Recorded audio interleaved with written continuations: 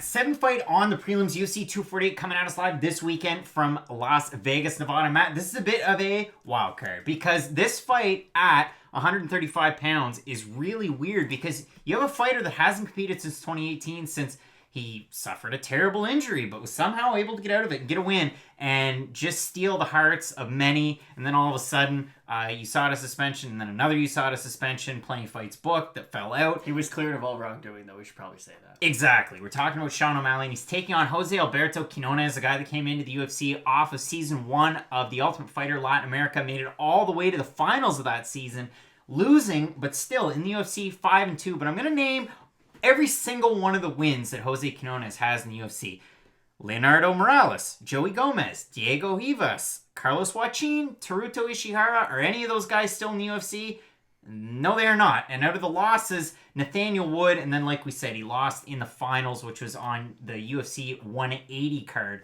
In terms of this fight, it's really weird because the odds have Sean O'Malley, a guy that's been out for a long time, as a minus 325 favorite. You got Quiñonez plus 250. Over on Tapology at 501 votes, 90% are going with Sean O'Malley to win, 58% predicting a decision. What do you see in this one? I don't think those odds are very weird. I know inactivity does have to account for something, but when you're still trading 4 fights in a lot of those, like he was in fight camp 3 times while he's been out, so it's not like he hasn't been training. It's not like the George St. Pierre effect where like GSP, even though he's not fighting, just trains every single day because he likes to do it. But Sean O'Malley, he's still in fight shape. He still works all the time and tries to get better. Jose Quiñonez is very interesting. After he lost the Ultimate Fighter Latin America, the season 1 finale, he ended up training with the guy who ended up beating him, Alejandro Perez, which is really interesting. You don't really see that a lot in MMA, but it's always nice that you can. He also trains with Brandon Moreno, and I don't know if you guys watch our videos a lot, but I'm a big Brandon Moreno fan, and he's a very good guy to style Sean O'Malley because he's going to throw crazy techniques at you. He's a monster on the ground. He's going to be able to emulate very closely to what Sean O'Malley is able to do.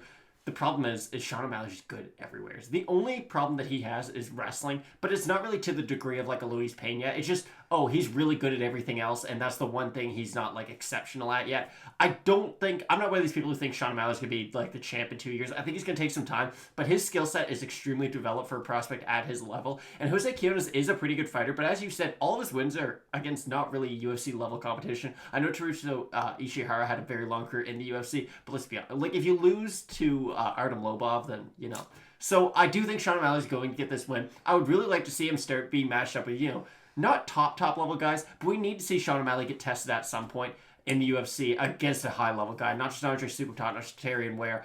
But I really do feel like Sean O'Malley's not only going to win this fight, I feel he's going to win in very impressive fashion. It's going to be all over Twitter and whatnot the next day, and it's going to get people talking about Sean O'Malley again. Spinning wheel kick, do you think that's how he's going to win? No, because that's insane to predict. But I feel like he's going to it's going to be a very one-sided fight for the whole 15 minutes, or Sean O'Malley's going to do something crazy. It's going to be one of the two. I think this is one of those fights where you get a good back and forth on the feet, and you see how developed Sean O'Malley is with that forward pressure, the wrestling, and the grappling. And this is an MMA lab guy going up against an Entram gym guy out of Mexico. And we've seen, like you said, the quality of training partners that Quiñonez actually has in Mexico. Martin Bravo, like you said, Perez, Brandon Moreno, all sorts of good fighters. Really the first guy who comes to mind. All sorts of good fighters, though, to train with that maybe you wouldn't think of outside of the country of Mexico. And then you look at Sean O'Malley, MMA lab, you know what he's doing on the ground. This is a guy that if you want personalized info from Sean O'Malley, go over to the Taki app and you can hear from him. For $69, you can get a personalized message from Sugar Sean O'Malley. But Matt, really looking forward to this one. I think O'Malley's going to be able to get the win as well. You're not going to want to miss the rest of our UFC 248 predictions. Main card, prelims, 5 minutes for the co-main and the main event.